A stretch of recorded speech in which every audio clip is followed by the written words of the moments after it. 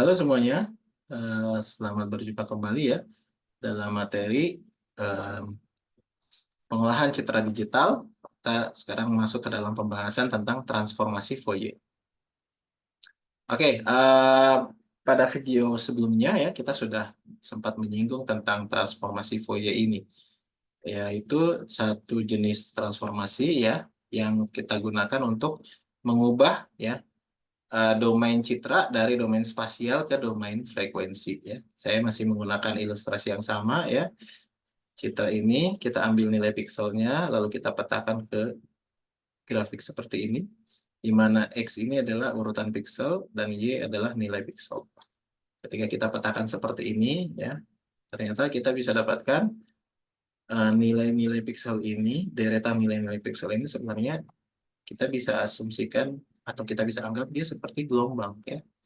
Hanya memang dia adalah gelombang yang tidak teratur. Sebenarnya tadi ini bukan gelombang tidak teratur ya, tapi gelombang yang kompleks karena terdiri dari banyak gelombang dengan frekuensi yang berbeda.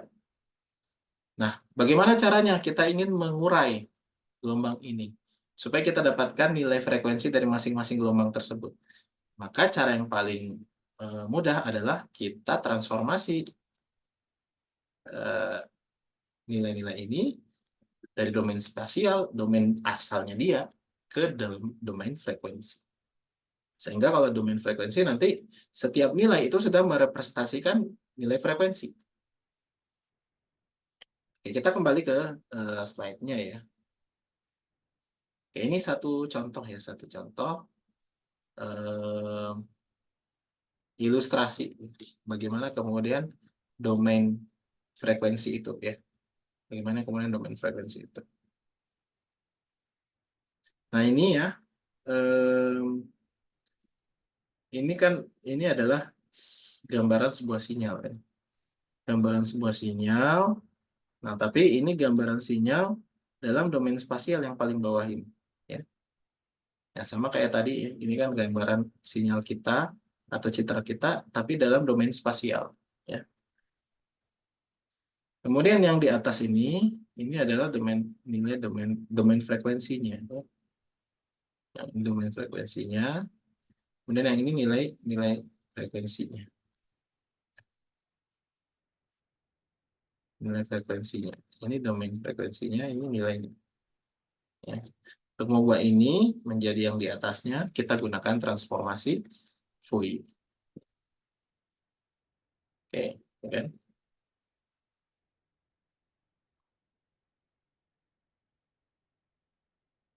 Ini citra pada domain spasial. Ini adalah apanya? Frekuensinya. Oke, ini yang bawah adalah variasi dari brightness. Jadi yang ini tadi domain spasialnya, ini citranya, ini domain frekuensinya.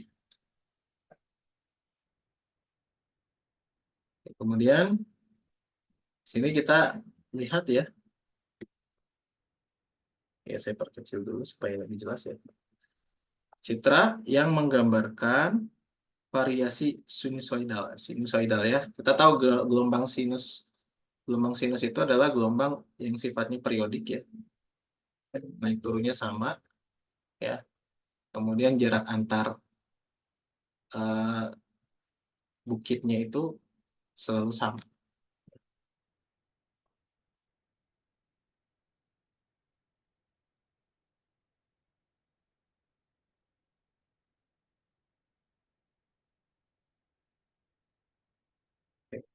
Kita perhatikan yang gambar di samping, tiga gambar di sini, ya, itu direpresentasikan oleh dot di sini, titik-titik di sini, ya, direpresentasikan oleh dua titik, ini dua titik, ya.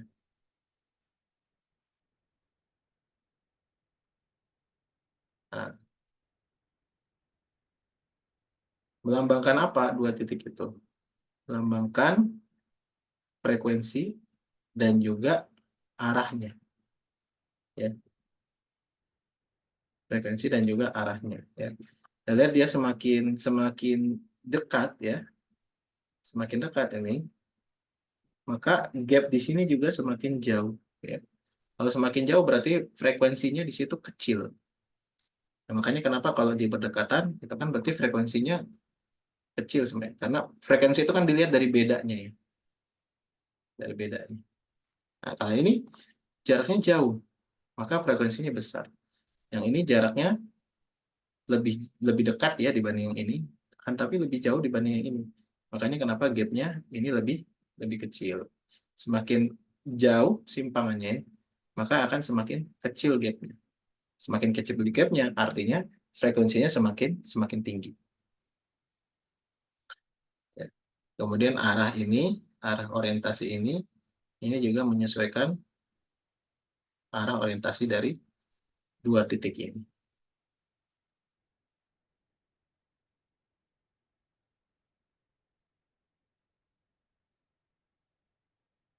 Kemudian ketika kita jumlahkan semuanya, ya, tiga citra ini kita jumlahkan menjadi satu citra, kita totalkan tumpuk ya. Maka representasi dari 6, karena di sini ada masing-masing 2 titik, kita gabungkan berarti 6 titik di sini. Representasi gambarnya adalah yang ini. Jadi kita perhatikan ya, gambar ini sebenarnya terdiri dari 3 gambar. Gambar pertama yang ini ya, terlihat ya ini. Gambar kedua yang ini yang tipis ya, gapnya itu sangat tipis. Kemudian gambar ketiga yang ini. Jadi sebenarnya ini sendiri bisa diurai sebenarnya. Jadi 3 gambar. Nah karena ini gambarnya hanya 3, kita melihat agak dengan melihat fokus kita bisa melihat oh ini sebenarnya terdiri dari 3 gambar. Tapi kita bayangkan ketika nilai pikselnya itu sudah acak ya, sangat acak. Pasti akan sulit bagi kita, bagi mata kita untuk bisa mengurai sebenarnya ada berapa citra atau berapa sinyal, ada berapa frekuensi yang ada dalam sebuah gambar. Ketika gambarnya sudah sangat sangat kompleks. Nah, maka untuk membantu kita mengurai tersebut, ya, nilai citra tersebut, frekuensinya berapa saja, kita gunakan transformasi Fourier. Oke, ini ya. Kalau kita menggunakan transformasi Fourier, nah, kenapa kita menggunakan itu? Alasannya ya kita bisa lihat dari video sebelumnya ya yang menjelaskan tentang konvolusi. Kita lihat bahwa proses konvolusi per pixel itu sebenarnya operasi yang berjalannya cukup lama ya, take times ya. Kenapa? Karena kita kan melakukan konvolusi itu per pixel ya. Dan untuk satu konvolusi kita kan melakukan perhitungan perkalian antara satu nilai matriks pada proses tertentu dengan pada nilai maskingnya dengan nilai di matriks neighbor-nya ya. Begitu seterusnya ya. Jadi misalkan kita melakukan perhitungan dengan konvolusi 3x3, maka satu titik itu akan melibatkan perkalian itu sebanyak 9 kali ya, kemudian dijumlahkan juga ya, untuk mengganti nilai satu titik. Ya. Kalau citranya besar, maka konvolusi itu akan memakan waktu yang cukup besar juga. Nah, bagaimana cara mempercepat komputasinya? Salah satu caranya adalah dengan mengubah citra dari domain spasial ke domain frekuensi dengan transformasi Fourier. Ya. Nah, di video sebelumnya saya sampaikan bahwa dengan melakukan transformasi citra ke domain frekuensi, operasi-operasi yang sulit dilakukan atau kompleks untuk dilakukan di domain spasial, itu di domain frekuensi bisa sangat sederhana.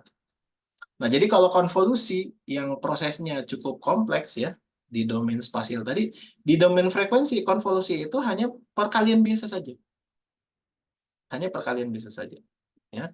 Jadi, kita cara melakukan konvolusi itu bisa dengan pada domain spasial langsung, atau pada domain frekuensi. Caranya, citra kita ubah dulu ke domain frekuensi dengan transformasi Fourier, lalu kita kalikan langsung. Karena proses konvolusi di domain frekuensi itu adalah mengalihkan langsung. Setelah mengalihkan langsung, kita kembalikan hasil perkaliannya ke domain spasial lagi menggunakan inverse transformasi Fourier. Nah, domain frekuensi menawarkan atau memberikan kelebihan yang tidak dimiliki domain spasial ya. Nah, operasi filtering menjadi lebih cepat. Kemudian tadi ya, kita mengilustrasikan ini, menguraikan ya ini menjadi nilai frekuensi berapa saja itu sulit. Di domain spasial, di domain frekuensi mudah.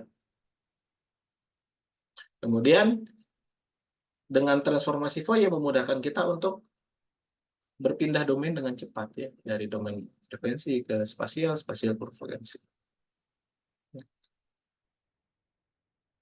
Ini contoh ya. Ini citra domain spasial, domain frekuensi yang sebelahnya domain frekuensinya. Ini domain spasial, ini domain frekuensi sebelah. Oke, ini sedikit ya pengenalan tentang siapa itu Fourier ya. Dari mana dia dapat teorinya ya. Jadi Joseph Fourier ini menyampaikan bahwa setiap fungsi periodik ini bisa dituliskan ya sebagai penjumlahan dari sinus atau kosinus, gelombang sinus atau kosinus dengan nilai frekuensi yang berbeda-beda. Dan setiap gelombang tersebut dikalikan dengan koefisien yang berbeda-beda. Ya, jadi gelombang yang kompleks ya, kalau dalam contohnya Fourier itu bukan gelombang, tapi fungsi. Jadi dia mengasumsikan setiap fungsi itu, fungsi apapun ya, bisa diuraikan ke dalam fungsi sinus dan kosinus. Ya, di mana sinus dan kosinus itu masing-masing memiliki frekuensi yang berbeda-beda, ya, fungsi-fungsi sinusnya atau fungsi-fungsi kosinusnya. Kemudian dikalikan juga dengan koefisien yang berbeda-beda. Lahirlah istilah deret Fourier.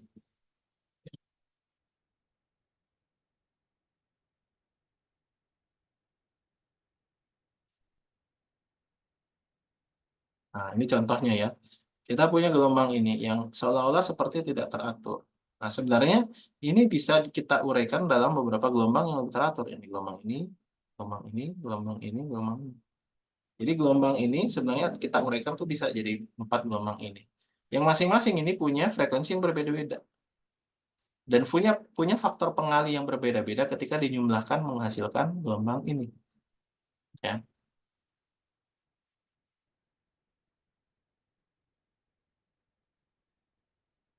Oke. Nah, ini hanya ilustrasi saja ya, bagaimana kemudian kita melakukan filtering. Ya, ini ilustrasinya adalah citra ya. Nah, setiap filter itu must be independent, harus independen, tidak tergantung antara satu dengan yang lainnya. Kemudian filter must be complete, dilakukan pada seluruh elemen citranya. Kemudian ingredient must be combinable ya. Jadi bisa di-combine ya, bisa kita combine. Nah, ini rumusnya ya. Rumus dari Fourier ya. DFT ya. Discrete Fourier transform, rumusnya seperti ini. Nah, ini formula untuk mengubah dari domain spasial ke frekuensi. Jadi di domain frekuensi kita gunakan variabelnya U ya, bukan X ya. Kalau dia 2 dimensi ya, berarti U dan V ya. Kita biasanya simbolkan dengan F besar untuk menunjukkan perbedaan dengan F kecil yang itu menyimbolkan domain spasial. Ya.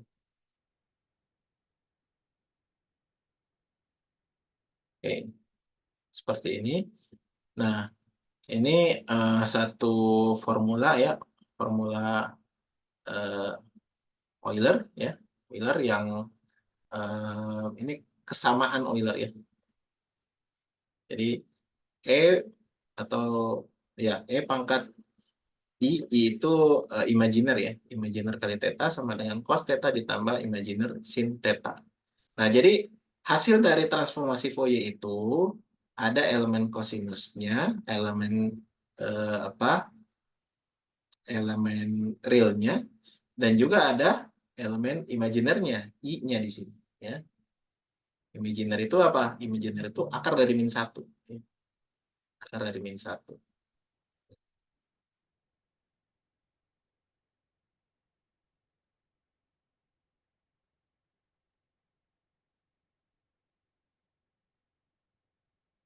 Nah, sedangkan ini ya, kalau kita lihat, pangkat I 2pi UX bagi N besar sama dengan cos P min I sin P dengan P adalah 2pi UX.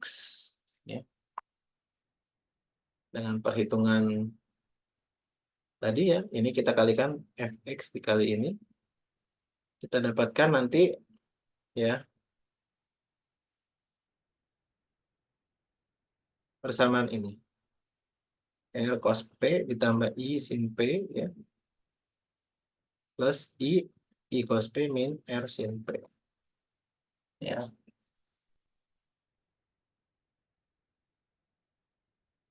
Ini eh, apa pseudocode-nya ya untuk melakukan perhitungan transformasi Fourier. Ya.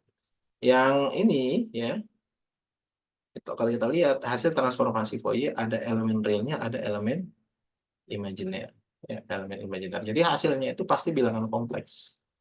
Ya, karena mengandung elemen real dan juga elemen imajiner. Nah, jika ini hanya pengena apa konvensi ya dari notasinya ya. Kalau misalkan HXY sama dengan FXY dikonvolusikan dengan GXY ya, dan FUV adalah hasil transformasi Fourier dari F, G besar adalah transformasi dari G kecil, maka berlaku H, di mana H itu adalah transformasi Fourier dari hasil konvolusi ya, atau dari H kecil. H besar itu sama dengan F besar dikali G besar. Ya. Dan H kecil, ya, itu kita dapatkan dari inverse transformasi Fourier dari H besar. Ya. Nah, operasi konvolusi yang cukup kompleks kalau kita lakukan di domain spasial, di domain frekuensi hanya perkalian biasa. Nah, ini rumus transformasi Fourier ya, untuk dua dimensi ya, atau DFT tadi ya, dua dimensi DFT ya. Super n kali m, n itu ukuran ya, ukuran pada sumbu x ya, berapa berapa berapa ke kanan citranya, kemudian m berapa ke bawah ya, fx, y ya, dari nilai pikselnya dikali cos 2 theta ya, sekian sekian ya, seperti itu ya. Kemudian biasanya ya untuk me, apa namanya me, merepresentasikan nilai transformasi Fourier itu kita bisa gunakan dua simbol ya, atau dua parameter. Yang pertama ini apa? Ini adalah skalarnya ya. Jadi absolutnya ya, absolut dari nilai Fourier ini. Caranya gimana? Kita kuadratkan, lalu kita akarkan. Ya.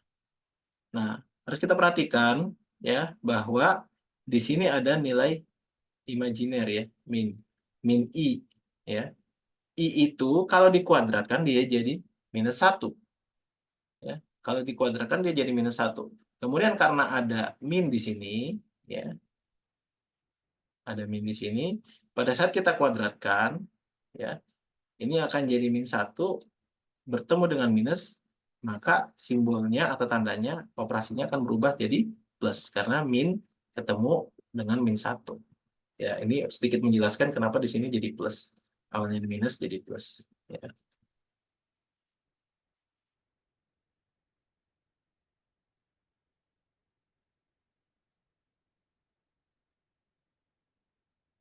Nah, ini adalah nilai dari absolutnya. Ya. Kemudian selain ini, ya, ada juga nilai fasenya. Fasenya kita bisa hitung dari sin dan cos ini. Ya. Ya, walaupun tidak dituliskan di sini ya. Nah, ini contoh kita ingin mengubah dari domain spasial ini ke domain frekuensi. Frekuensinya berapa aja sih yang ada di sini? Nah, itu kita bisa gunakan transformasi Fourier. Ya.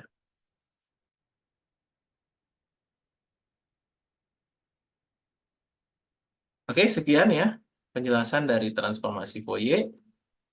Kita ketemu lagi nanti dengan pembahasan pada video berikutnya. Ya, terima kasih.